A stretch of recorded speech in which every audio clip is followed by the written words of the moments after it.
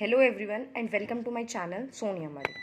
Here in this video we'll be continuing our chapter that is power sharing of class 10 and this is our first chapter. Whenever we talk about the word power sharing, ठीक है, अगर मैं simply भी power sharing की बात करती हूँ तो इसकी जो दोनों वर्ड्स हैं वो खुद ही क्लेरिफाई कर देते हैं कि पावर की शेयरिंग करना. बट अब जो पावर की शेयरिंग है वो करनी किसके बीच में होती है? पावर शेयरिंग इस वर्ड से क्या पता चल रहा होता है कि sharing of power and responsibility. This is a very important term जो हर बार हम भूल जाते हैं. It's not merely the power, it's also the responsibility which is being shared at different levels and organs of government. See जब भी मैं बात करती हूँ लेवल्स की, तो levels we have 3 levels, right? Like this is national, then we have state, then this is local, right? तो ये 3 लेवल्स की हम बात करते हैं. लेकिन whenever we talk about organs, organs के अंदर क्या होता है कि we have these 3 organs, right? One is executive, legislative and judiciary. So these are 3 organs. तो जब हम पावर डिवाइड करते हैं between these 3 levels, right, and these 3 organs as well as the responsibility, then we term it as power sharing, right? Now in this chapter what we are going to study, the very first important thing is why power sharing is desirable. हमने पढ़ा power sharing, ठीक है भाई, ये होती है, but why it is desirable, चाहिए क्यों? कोई भी चीज़ है, खाना भी खाते हैं तो सोच के खाते हैं क्यों खाना है. तो this is why power sharing is desirable. The next is story of Belgium and Sri Lanka. Belgium और श्रीलंका आर द 2 नेशंस जिसमें हमने यहाँ पे दिखाया है कि उनकी एथनिसिटी और वट वर द प्रॉब्लम्स, कैसे उन्होंने पावर शेयरिंग की. Will study that. The next is the way of resolving it. अब उनके अंदर जो problem I, these 2 Nations Belgium and Sri Lanka, उसको हमने रिजॉल्व कैसे किया. Next is forms of power sharing, यानी कि किस किस तरीके से हम पावर शेयरिंग करते हैं, what are its forms, right? Moving on next topic, ethnic composition of Belgium. अब एथनिक क्या होता है? Social divisions based on shared culture. जो भी हम सोशल डिविजन्स बनाते हैं कि this particular person is of my religion और my nationality, so that is ethnicity. अब Belgium is a very small nation, right, जो अपने बॉर्डर शेयर करता है with Netherlands, France and Germany. These are 3 countries जिसके साथ अपने बॉर्डर शेयर करता है. ये मैं आप लोगों को क्यों बता रही हूँ? बिकॉज इस टाइम क्या है कि आपके 1 मार्क्स के क्वेश्चन आते हैं, तो उसके अंदर these things are very important and specially जब आप नोट्स में उस चीज़ को मैंशन करते हो तो you remember them. Next is population. Population is nearly to 1 crore. अगर देखा जाए तो हरियाणा की पॉपुलेशन से भी हाफ है. तो this is such A small nation, ठीक है. अब हम इसकी एथनिक कंपोजिशन की बात करते हैं कि यहाँ पर कौन कौन से किस किस टाइप के यहाँ पर पीपल रहते हैं. The very first is Dutch speaking. यहाँ पे इनका एक रीजन है that is a Flemish region. Region की बात कर रहे हैं, ठीक है. तो फ्लेमिश रीजन के अंदर क्या है? These are 59%. Clearly Dutches are majority. Majority के अंदर है Dutch. Next is French speaking person. अब जो फ्रेंच बोलते हैं वो कहाँ रहते हैं? Wallonia. Dutch, Flemish, French, Wallonia, जो कि 40% में. ये बात होती है पूरी कंट्री साइड की, यानी कि जितनी भी हमारी बेल्जियम है उसकी कंट्री की बात. But when we talk about Brussels, Brussels क्या है? बेल्जियम की कैपिटल है ब्रुसेल्स. जब हम ब्रुसेल्स की बात करते हैं तो यहाँ पर एक उल्टा ही रिवर्स केस हो जाता है. हमने क्या देखा था कि डच जो है हमारे मेजॉरिटी में थे, बट यहाँ पे क्या है? Dutch are in minority. और यहाँ पर क्या था? 59 और 40% का रेशो था. But here it is 20% Dutch and French are in 80%. अब यहाँ पे क्या हुआ? डच जो थे इधर, will study next. First let German speaking, they are 1%, ठीक है. This is ethnic composition of Belgium, we have studied. Now अब बात करते हैं यहाँ पर प्रॉब्लम क्या थी.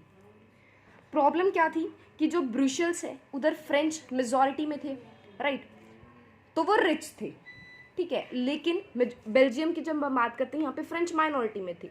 जब आपको लग रहा है कि ठीक है वहाँ पर हमारे साथ डिस्क्रिमिनेशन हो रहा है, किसके साथ डिस्क्रिमिनेशन हुआ? डच के साथ, क्योंकि वो माइनॉरिटी में थी. अब डचेस को मौका मिल गया, भाई कंट्री साइड में तुम हो माइनॉरिटी में, तो हम दिखाएंगे हम कौन है. तो उन्होंने क्या किया यहाँ पे? अपने रिसेंटेड मीन्स कि उन फीलिंग्स को रिप्रेजेंट करना, ठीक है, वो चीज़ उन्होंने की, ठीक है. A feeling of repression toward something, कि अगर आप वहाँ हमें अपॉर्चुनिटी नहीं दे रहे हो तो यहाँ पर हम आपको अपॉर्चुनिटी नहीं देंगे. तो इसकी वजह से हमारी प्रॉब्लम्स क्या हुई? The very first problem was majoritarianism. Majoritarianism हमारा एक कंसेप्ट होता है जिसमें क्या होता है कि मेजॉरिटी लोग ही सोचते हैं कि हम अगर मेजॉरिटी में हैं तो we have sole right to dominate minority, ठीक है। For a very simple example, अगर एक क्लास के अंदर 2 ग्रुप्स बन जाते हैं और एक ग्रुप कहता है हमें गेम्स खेलना है, दूसरा कहता है डांस करना है, अब जो मेजॉरिटी है उसकी विश चलती है। क्यों? बिकॉज मेजॉरिटी सोच रही है। तो सेम फीलिंग जब आप नेशनल लेवल पे वो चीज़ करते हो तो that is majoritarianism. Next is financial preferences. Financial preference क्यों हुआ? यहाँ पे क्या था हमने पढ़ा, फ्रेंच मेजॉरिटी में थे, रिच थे, तो उनको क्या होता था, फाइनेंशियली प्रेफरेंस मिल रही थी कि हर चीज़ में दे वर रिच। तो इसकी वजह से क्या हुआ, डचेस सिटीज़ में उनका रिसेंटमेंट आने लग गई। So this was problem. Another thing to remember is Brussels हमारी कैपिटल है बेल्जियम की, and one more is it is the headquarters of EU। EU हमारा यूरोपियन यूनियन है, ठीक है। अब क्या हुआ problem, this was all about the problem of Belgium. अब इसका सोल्यूशन कैसे निकला? सोल्यूशन के जो कोर वैल्यू थी, it was promotion and protection of cultural and linguistic diversity. हमने क्या देखा वहाँ पर, लिंग्विस्टिक और कल्चरल दोनों ही तरीके की डाइवर्सिटीज़ थी, ठीक है, डिफरेंसेस थे, डिस्टिंग्विशमेंट थी। तो हमने क्या किया, उन दोनों चीज़ों को हमने रिस्पेक्ट किया एंड वी स्टार्टेड। उधर गवर्नमेंट ने क्या सोचा, they were very clear with their perspective. उन्होंने सोचा कि भाई नहीं, ऐसी तो बात नहीं बनेगी, हमें इसका सोल्यूशन निकालना पड़ेगा। क्यों? बिकॉज उनके लिए unity of the country was at priority, right. Solution क्या निकला, उन्होंने अपने कॉन्स्टिट्यूशन को ही अमेंड कर दिया। दे फेल्ट कि समथिंग शुड बी देयर, कि जो कॉन्स्टिट्यूशन में हो, ताकि ये जो डिविजन्स है वो ना हो सके। तो they amended their constitution for the 4 times, right, 4 times की एक ऐसा कॉन्स्टिट्यूशन निकल कर आए जो इफेक्टिव हो और हमारी जो प्रॉब्लम्स हैं उनको सोल्व करने में कैपेबल हो। 1970 और 1993 के बीच में, यानी कि 23 years, it took them 23 years कि फाइनली ऐसा कॉन्स्टिट्यूशन निकल कर आए जो हमारे लिए वर्क कर सके। और सोल्यूशन आया Belgian model. Why we call it Belgian model? Because ये बेल्जियन का खुद का एक इनिशिएटिव था, खुद का एक पर्सपेक्टिव आया कि हम जो जितनी भी हमारी लैंग्वेजेस हैं, डाइवर्सिटीज़ हैं, उनको अकोमोडेट कर सके और उनको एक इक्वल रिस्पेक्ट प्रोवाइड कर सके। अब उसके अंदर 4 मेजर जो हमने देखी चीज़ें वो क्या थी? The very first was equal distribution of seats. कौन सी सीट्स और किसके बीच में इक्वल डिस्ट्रीब्यूशन? इक्वल डिस्ट्रीब्यूशन था जितने भी हमारे मिनिस्टर्स हैं सेंट्रल गवर्नमेंट के अंदर, कि वहाँ पर डच और फ्लेमिश दोनों का, यानी कि डच एंड फ्लेमिश, यानी कि फ्रेंच स्पीकिंग जो पीपल थे, राइट, वो इक्वल रहेंगे। ये चीज़ हमने वहाँ पर क्लियर रखी, ठीक है। अब क्या होगा, जब अगर दोनों इक्वल हैं तो कोई भी पॉलिसी बनेगी, मेजॉरिटी चाहिए एज गवर्नमेंट, हम सबको पता है। लाइक कोई भी अगर स्पेशल लॉ बनता है तो we need 2/3 of its majority. अब जब तक ये मेजॉरिटी नहीं होगी हम वो चीज़ कंटिन्यू नहीं कर सकते, ठीक है। The next point was concept of federal government. Federal government, as मैंने अपनी अर्लियर वीडियोज़ में भी आपको एक्सप्लेन किया है, फेडरलिज्म होता क्या है कि जब हम पावर्स को डिवाइड कर देते हैं, लाइक दिस लेवल्स हैं, नेशनल है, स्टेट लेवल है, लोकल लेवल है, तो इनको जब हम डिवाइड कर देते हैं बिटवीन 2 और मोर यूनिट्स, तो दैट इज़ फेडरल सिस्टम। तो उन्होंने क्या कंसेप्ट किया फेडरल गवर्नमेंट का, जिसके अंदर क्या किया गया, फेडरल गवर्नमेंट उनके वहाँ थी, ऐसा नहीं है पहले नहीं थी, बट क्या था, उसको ऑटोनॉमी प्रोवाइडेड नहीं थी। ऑटोनॉमी इन द सेंस कि उसको उसकी, देखो मैंने किसी चीज़ को किसी भी पर्सन को अपॉइंट किया कि ठीक है भाई आपको ये पर्टिकुलर टास्क करना है, बट अगर मैं उसको पावर ही ना दूँ, do you think is it worth giving the responsibility? No. तो वहाँ पे रोल आता है कि हमने उसको क्या दी, ऑटोनॉमी दी, उसको कुछ पावर्स दी as well as the responsibility, because we have talked power sharing क्या होता है, power as well as responsibility. The next point was equal representation in Brussels. Brussels क्या था, रिमेंबर, ब्रुसेल्स हमारी कैपिटल थी बेल्जियम की। उसके अंदर क्या किया गया, हमने पढ़ा है कि उसके अंदर क्या था, जो कंट्री में रेशो था वो उससे टोटली अलग था। तो हमने वहाँ पे क्या किया, एक सेपरेट गवर्नमेंट बना दी ब्रुसेल्स के लिए। हमें लगा कि वहाँ पर कुछ डिफरेंट है तो there should be a different government for handling the situations. Next was community government. ये बहुत ही स्पेशल इनिशिएटिव था बेल्जियन मॉडल का, जो कि most of constitutions of the world में नहीं पाया जाता है। कम्युनिटी गवर्नमेंट का क्या था कि यहाँ पर अगर मैं डच हूँ तो एक डच को ही इलेक्ट करूँगी, अगर मैं फ्रेंच पीपल हूँ तो I will elect only a French people, तो elected by people belonging to one language community, right, हमने वो चीज़ की। This was all about Belgian model. अब इसके अंदर से लेसन्स क्या निकाले हमने, विल स्टडी देम फर्दर। अब नेक्स्ट प्रॉब्लम थी श्रीलंका की। अब Sri Lanka as you all know बिल्कुल इंडिया की कोस्ट के पास है, राइट, आइलैंड नेशन है। अब श्रीलंका में क्या प्रॉब्लम थी, it has 2 crore of people, total population is 2 crore, ठीक है। अब भी हरियाणा से ज़्यादा नहीं है, तो छोटा नेशन है बट बेल्जियम से बड़ा है। तो यहाँ पर दो मेजर कम्युनिटीज़ थी, वन वो सिन्हालाज जो कि मेजॉरिटी थी, अनदर वो तमिल्स जो कि माइनॉरिटी थी। अब सिन्हालाज थे हमारे 74% इन नंबर। अब उनके अंदर दो ग्रुप थे, बुद्धिस्ट एंड क्रिश्चियंस, राइट। अब others they were Christians 7%। Next was Tamils, Tamils के अंदर क्या था 18%, राइट। 18% तमिल्स थे। उसके अंदर क्या पड़ा, Indian Tamils and native Tamils. अब इंडियन तमिल्स की जब हम बात कर रहे हैं तो इंडियन तमिल्स कौन थे, क्या हुआ था कि श्रीलंका में प्लांटेशंस का बहुत वर्क हुआ था, तो इंडिया से जो माइग्रेट करके गए थे Sri Lanka to find the works, अब वो वहीं पर सेटल हो गए, ठीक है। जब वहीं पे सेटल हो गए तो we call them Indian Tamils, यानी कि वो इंडियंस जो तमिल माइग्रेट कर चुके हैं बट वहाँ के अब नेटिव बन चुके हैं, right. Next was native Tamils जो वहीं पर पैदा हुए थे। तो उनके अंदर भी तीन ग्रुप्स थे, that was Hindus, Muslims and Christians. This was all about ethnicity of Sri Lanka. Sinhalas in majority, Tamils in minority, ठीक है। अब हाँ, one more important is to remember there most of the Sinhalas were Buddhist, ठीक है।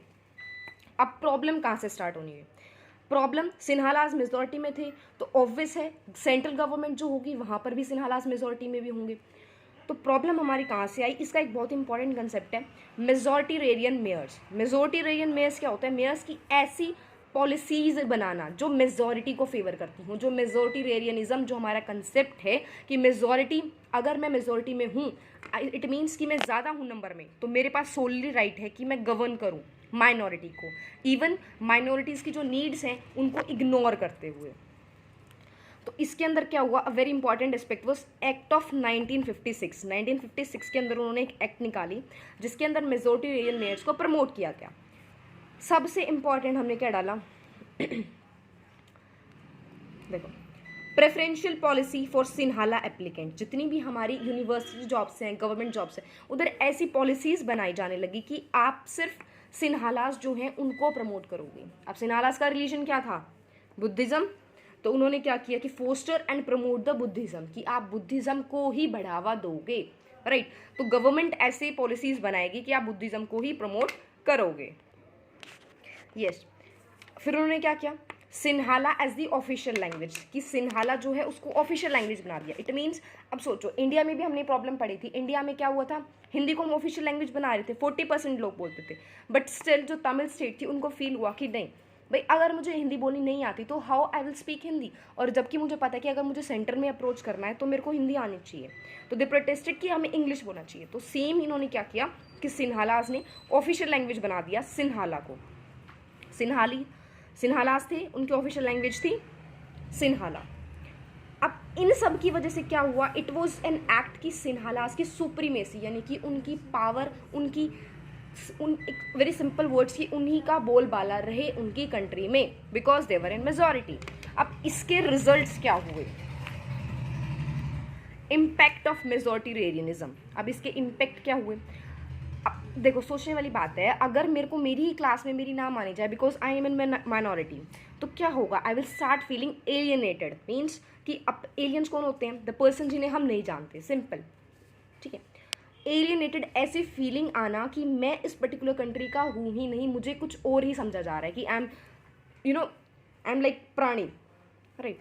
तो Sinhalas were not sensitive to their culture and language, ना ही उनके कल्चर पे और ना ही उनके लैंग्वेज के लिए वो सेंसिटिव थे। सेंसिटिव इन द सेंस कि उनके लिए कोई कंसर्न नहीं था, किन के लिए, तमिल्स के लिए।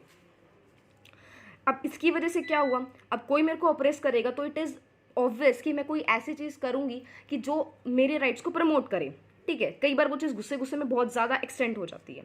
तो इन्होंने क्या किया, श्रीलंकन तमिल्स लॉन्च्ड पार्टीज़। अब जो हमने पढ़े थे दो टाइप्स के तमिल्स थे, Sri Lankan Tamils and Indian Tamils, and Sri Lankan Tamils were in majority, right, मतलब तमिल्स के अंदर।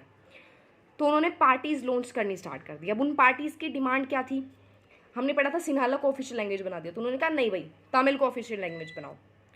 फिर उन्होंने कहा हमें रीजनल ऑटोनॉमी दो, ठीक है, आपने बुद्धिज़्म को प्रमोट किया है तो why not to promote Hinduism, Buddhism, right. फिर उन्होंने डिमांड की इक्वालिटी दीजिए जॉब और एजुकेशन में। देखा जाए तो इनमें से कोई भी चीज़ उनकी ऐसी सच रॉन्ग नहीं थी, लेकिन जो बाद में हुआ that was wrong. Independent Tamil Eelam state, उन्होंने अब क्या डिमांड करनी स्टार्ट कर दी, ईएलएम, दैट इज ईएलएम का मीनिंग होता है स्टेट। नॉर्थन ईस्टर्न पार्ट के अंदर जहाँ पर श्रीलंका जो है, श्रीलंकन तमिल्स मेजॉरिटी में थे, उन्होंने कहा हमारे इस पार्ट को अलग कर दो। This is a feeling of regionalism. Regionalism का कंसेप्ट यहाँ से आया. उन्होंने क्या करना स्टार्ट कर दिया कि अगर हम इस पर्टिकुलर रीजन में हैं, for example, I am not so good at drawing so please don't mind that, right, ये वाला जो पार्ट है, ठीक है, यहाँ पे कौन थे? तमिल्स मेजॉरिटी में थे कि इस वाले पार्ट के अंदर, और इधर कौन थे हमारे? Sinhalese, right. तो उन्होंने कहा इस वाले पार्ट को ना एक एलम बना दो, ठीक है, दैट इज एक इंडिपेंडेंट स्टेट प्रूफ कर दीजिए आप इस पार्ट को. फिर इससे क्या हुआ? अब नहीं मानेंगी. अब मैं कह रही हूँ कि ये चीज़ करो और सिन्हालास कह रहे नहीं. तो there was a condition of Tamils versus Sinhalas, right. अब इससे क्या होना स्टार्ट हुआ? Civil war. सिविल वॉर क्या होता है? वॉर सिंपल, हमें पता है, लड़ाई. बट सिविल क्या होता है? जब वो चीज़ इंटरनल मैटर्स पे लड़ाई हो, यानी कि विद इन अ कंट्री लड़ाई हो, कि एक पूरी कंट्री दो पार्ट्स में डिवाइड हो जाए और दोनों ही पार्ट्स एक दूसरे पे लड़ाई करें. तो यहाँ पे it was a very serious war, even the use of military was there and which is yet not resolve. लेकिन जो श्रीलंका का इशू है आज तक रिजॉल्व नहीं हुआ है. अब कोई भी चीज़, इवन अब स्टोरी भी पढ़ते तो लेसन्स होते हैं. तो what are the lessons of these two stories? दो स्टोरीज पढ़ी हैं तो दो लेसन्स हमने कंक्लूड किए. इफ मेजोरिटी फोर्सेज माइनॉरिटी, जो कि हमने किस में देखा? श्रीलंका, मेजोरिटेरियनिज्म. यही था कि मेजोरिटी फोर्स करती है माइनॉरिटी को उनकी नीड्स को इग्नोर करते हुए. तो क्या होता है? Undermine the unity of country, जो कि हुआ. सिविल वॉर हुई. हमने पढ़ा था class in this chapters economics के में हम पढ़ेंगे कि श्रीलंका का इतना अच्छा ग्रोथ था, even it was better than India, but अभी वो इतना डाउन क्यों जा रहा है? It was because of this civil war. Because अगर सिविल वॉर हो रही है, इट इज़ बाउंड की लॉस ऑफ प्रॉपर्टी है, इनकम है, पीपल, लड़ाई हो रही है, तो इट डिस्ट्रॉयज एवरीथिंग. तो इससे क्या हुआ? It even undermines the unity of country. अब नेक्स्ट क्या हुआ? बेल्जियम ने क्या रियलाइज कर लिया? कि माइनॉरिटी की feelings. So they came to realise कि अगर हम माइनॉरिटी की फीलिंग्स को इग्नोर करेंगे तो it will be lead to a disintegration of a country, even the civil war और any worse situation than that. उन्होंने क्या किया? Mutually acceptable arrangement for sharing power. तो उन्होंने क्या करना स्टार्ट कर दिया? पावर को शेयर किया, right. Next is need of power sharing. हमने पढ़ा अब हमें पावर शेयरिंग चाहिए, क्यों? What is the need? तो नीड के लिए हमने दो रीजंस निकाले, ठीक है. The very first is, yes, these are the headings, I am putting in the headings कि आप जब एग्जाम में उस चीज़ को लिखो तो you will remember them. Pol science के अंदर क्या होता है कि सिर्फ हेडिंग्स लर्न करनी होती है, बाकी कंसेप्ट आपको खुद लिखना होता है. Just you need to understand the things, ठीक है. अब इतना बड़ा बड़ा आप याद नहीं कर सकते हो, तो only thing is you remember the headings. उसके बाद और हेडिंग्स में लिखते हो तो ऑब्वियस है कि आपका पेपर इंप्रेसिव भी होता है. And moreover it's your board class, so you have to take care about that. या continuing is moral reasons. Moral reasons क्या होते हैं? मोरल हम कैसे रिलेट करते हैं, हम आर एथिक्स, वैल्यूज, ठीक है. Next was prudential reasons. Prudentials क्या होता है? कैलकुलेटेड मूव्स, यानी कि कोई चीज़ मैं कर रही हूँ तो मैं बहुत ही सोच समझ के उस चीज़ को कर रही हूँ कि अगर मैं 2 स्टेप्स आगे चलूंगी तो what will be the impact.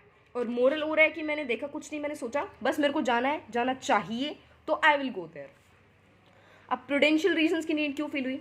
Because it is essential for the unity of country. अब जब अगर एडमिनिस्ट्रेटिव्स इस बात को सोचेंगे तो क्या सोचेंगे? लाइक श्रीलंका का एग्जाम्पल देखा, सिविल वॉर हुई, इंडिपेंडेंट तमिल ईलम की उन्होंने डिमांड की, तो क्या हुआ? यूनिटी ऑफ कंट्री हार्म हुई. तो इसलिए इंपॉर्टेंट है. Next is ensures political stability. Political stability के अंदर क्या होता है कि जितने भी हमारी उधर पॉलिटिक्स है वो स्टेबल में रहेगी. इट मीन्स एक प्रॉपर मैनेजिंग वे चलेगा उनका. Next is avoid conflicts between social groups. जो हमारे सोशल ग्रुप्स हैं उनके बीच में कन्फ्लिक्ट नहीं होगा. तो ऑन एन एवरेज हमारा क्या निकल के आएगा? Harmony of the country, and जिसकी वजह से prosperity of the country. Next is moral reasons. Moral reasons क्यों थे? Because it is vital for the spirit of democracy. Democracy is all about sharing the powers. क्या होता है कि जितने भी हमारे सिटीजन्स हैं उनको पावर मिल सके, यानी कि पावर थ्रू इलेक्टेड रिप्रेजेंटेटिव्स, ठीक है. They should have a say in the democratic elected governments. अब इससे क्या होता है? Ensures legitimate government. Legitimate government कैसे होगी? अगर पावर शेयर्ड हो रही है तो so there is a system of checks and balances. जैसे हमने पढ़ा, ये वाला जो सिस्टम होता है इसके अंदर क्या होता है? चेक्स एंड बैलेंसेस, ठीक है. अब जैसे एग्जीक्यूटिव है, लेजिस्लेटिव को चेक करेगा, जुडिशरी है, एग्जीक्यूटिव और लेजिस्लेटिव की वर्किंग को चेक करेगी. तो ऐसे अलग अलग हमारे पर्सपेक्टिव्स होते हैं. Next is forms of power sharing. क्या क्या फॉर्म्स होती हैं हमारी पावर शेयरिंग की? So we have 4 forms of power sharing. The very first is horizontal. Horizontal में क्या होता है? This is horizontal form of power sharing. दिख रहे हो? Horizontal lines, and this is horizontal line, this is vertical line. Horizontal form. Horizontal में क्या होता है? हमारी जो ऑर्गन्स है गवर्नमेंट की, राइट. अब इसके अंदर क्या होगा? Legislator, parliament, executive. जितने भी हमारी एग्जीक्यूटिव के अंदर बेसिकली हमारे आते हैं कैबिनेट मिनिस्टर, जो हमारा पूरी मिनिस्टर्स की टीम होती है, राइट. उसके अंदर भी 4 लेयर्स होते हैं, ठीक है. That is judiciary. अब इसकी वजह से क्या होगा? यहाँ पे एक बैलेंस ऑफ पावर होता है, checks and balances. Checks and balances क्या होता है? बैलेंस बना रहता है because each of the organ checks the other one, right. जैसे इस सिस्टम के अंदर देखा जाए तो जो एग्जीक्यूटिव और लेजिस्लेटर है, ठीक है, मिलके जुडिशरी को अपॉइंट करते हैं, ठीक है. अब इन्होंने मिलकर अपॉइंट किया है, but still judiciary have the powers कि वो इन दोनों की वर्किंग्स को चेक कर सकता है, राइट. नेक्स्ट फॉर्म कम्स है vertical form of power sharing. Vertical के अंदर क्या होता है?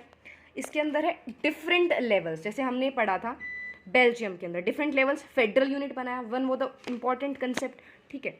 अब इसके अंदर क्या है? यूनियन गवर्नमेंट, होल इंडिया के लिए, स्टेट गवर्नमेंट, फेडरल स्टेट्स के लिए, फेडरल डिवीजन के लिए. Next is local government. Local government के अंदर क्या है? इसके अंदर भी कुछ है, म्यूनिसिपैलिटी और पंचायत. म्यूनिसिपैलिटी जो हमारे अर्बन सेंटर्स हैं उनके लिए, एंड पंचायत जो हमारी ग्राम सभाज हैं, दैट इज विलेजेस एरिया के, रूरल एरियाज के लिए. एंड इसको भी हमने कॉन्स्टिट्यूशन का पार्ट बनाया था इंडिया के अंदर 73rd and 74th constitutional amendment act के through, right. Next comes social groups. अब सोशल ग्रुप्स के अंदर क्या होता है? रिलीजियस और लिंग्विस्टिक ग्रुप्स को प्रायोरिटी देना, जैसे कि हमने कम्युनिटी गवर्नमेंट बनाई बेल्जियम के अंदर.